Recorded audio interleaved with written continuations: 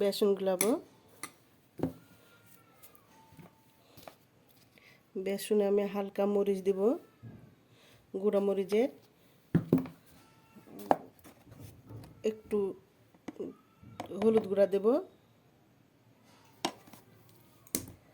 পরিমাণ মতো লবণ দেব,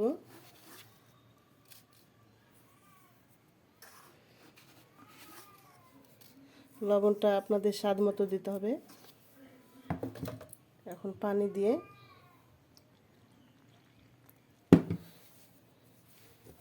ভালো করে ফেটিয়ে নেব আমি। যত ভালো ফেটা হবে তত ভালো বেগুনিটাকে ফুলবে।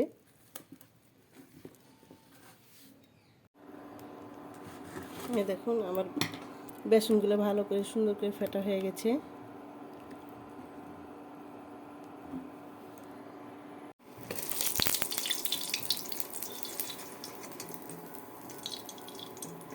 একটু সামনে দেব।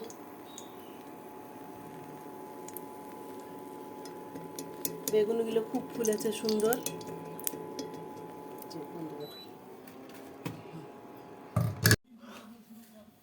আমার বেগুন করা যদি আপনাদের পছন্দ হয় তো লাইক সাবস্ক্রাইব দিবেন।